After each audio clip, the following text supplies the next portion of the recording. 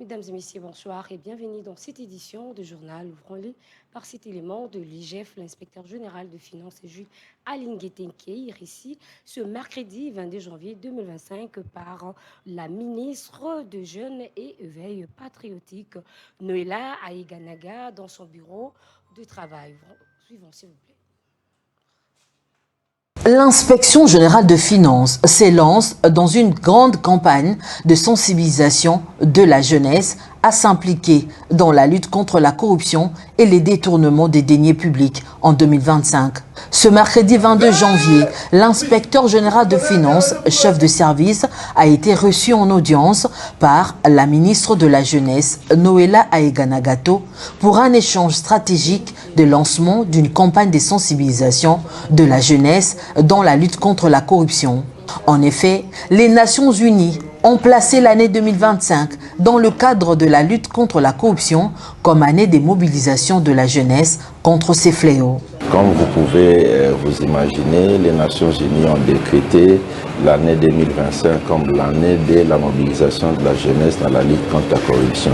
Et nous ne pouvons pas entamer des actions dans le cadre de la jeunesse sans nous référer à l'autorité nationale qui gère la jeunesse. Voilà pourquoi nous sommes venus voir son Excellence Madame la Ministre pour obtenir ses orientations, ses conseils et comment cette campagne va être organisée et solliciter d'elle les parrainages de cette campagne 2025 de la lutte contre la corruption. Pour sa part, la ministre de la Jeunesse a loué l'initiative de l'IGF qui tombe à point nommé car la jeunesse congolaise est appelée à changer les narratifs dans la lutte contre la corruption. Nous parlons aujourd'hui de changement de narratif. Le changement de narratif doit passer sur normalement tous les aspects. Et la lutte contre la corruption est un sujet capital sur lequel nous devons nous y atteler, en parler, vulgariser cela pour que les jeunes comprennent encore une fois que c'est eux qui ont les clés de ce changement-là. Pour rappel, l'IGF avait organisé, sous les auspices du chef de l'État, Félix Antoine Tshisekedi Tshilombo, en décembre 2024, une conférence regroupant les institutions de contrôle des finances publiques et le président de la République avait promis à ses hôtes que la RDC allait mettre en œuvre la recommandation des Nations Unies pour sensibiliser les jeunes contre la corruption. De commun accord, le ministère de la Jeunesse et l'inspection générale de finances vont lancer sur toute l'étendue du territoire national une vaste campagne visant à former la jeune génération à repousser les antivaleurs de la corruption pour un lendemain meilleur. Du ministre des Ressources hydrauliques, Teddy Luamba, et sous la direction de Jean-Paul Mbouimboué, cela a permis que Kasaï Oriental retrouve rapidement la solution du eau potable. Suivant ce commentaire. La société civile de la République démocratique du Congo, à travers la coordination territoriale de Miabi, exprimant sa satisfaction face à cette solution qui redonnait le sourire aux ménageurs depuis le 13 janvier 2025. En effet, la panne de la pompe qui alimentait la commune avait laissé de milliers d'habitants sans accès à l'eau potable. La mobilisation des autorités provinciales, notamment le ministre des Ressources hydroélectriques Teddy Luamba, sous la direction de Jean-Paul Mbouimboué Kapo, a permis de retour rapidement des solutions. Ce dernier a non seulement pris en charge les préoccupations des citoyens, mais a également collaboré étroitement avec le coordonnateur de la régie provinciale du service de l'eau potable au Kasaï oriental pour équiper les châteaux d'eau d'une nouvelle pompe. Cette initiative témoigne d'une volonté claire de garantir un service public efficace et de répondre aux besoins fondamentaux de la population aujourd'hui. Les habitants de Miabi qui remercient vivement le gouvernement et ainsi que le ministre Teddy Luamba pour sa réaction et enfin qu'ils peuvent boire une eau potable en toute sécurité. Parlant à présent de finances, le conseil administratif du Fonds monétaire international a validé le double programme économique et financier du gouvernement congolais. Sans réserve, la FMI a octroyé un appui global de près de 3 millions de dollars, selon ses commentaires.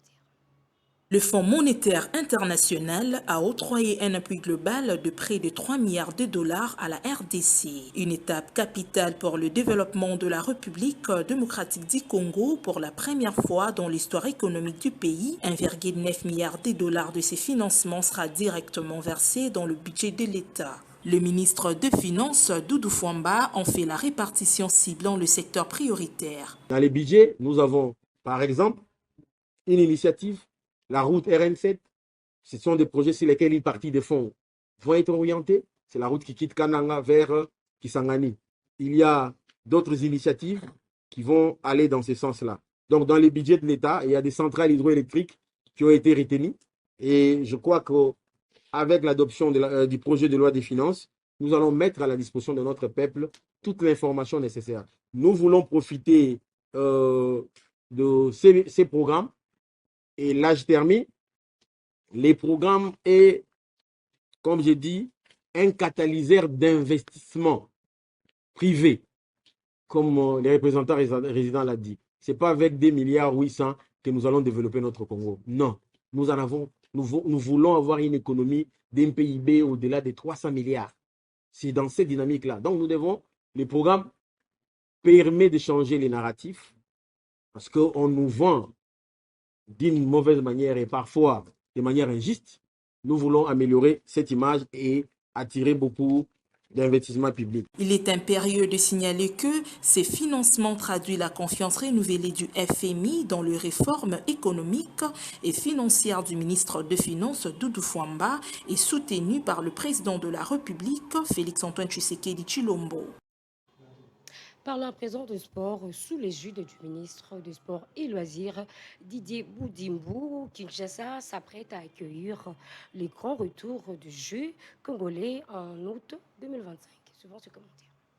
Après 51 ans d'absence, la population congolaise se prépare à accueillir le grand retour des Jeux congolais que le ministre du Sport et Loisirs Didier Boudimbou qualifie de mini-Jeux olympiques à la congolaise. Cet événement se tiendra en août 2025 à Kinshasa. Elle réunira pas moins de 4500 athlètes dans tout le pays. Le programme ambitieux pour ces Jeux est football, basketball, volleyball, boxe, handball, cyclisme, lutte, judo, karaté et tennis de table, avec des compétitions prévues pour les versions masculines, féminines ainsi que des personnes vivant avec handicap. La participation complète de 26 provinces congolaises est une condition incontournable pour garantir le caractère inclusif de ces Jeux. 22 disciplines ont été retenues, dont 16 concernent le sport de compétition, 3 pour le sport des personnes vivant avec un handicap et 3 autres pour les sports d'exhibition. En plus de son importance sportive, ces Olympiades visent à renforcer la paix, l'unité et la cohésion nationale. C'est la fin de cette édition, mesdames et messieurs. Merci de l'avoir suivi. Quant à moi, je vous dis au revoir.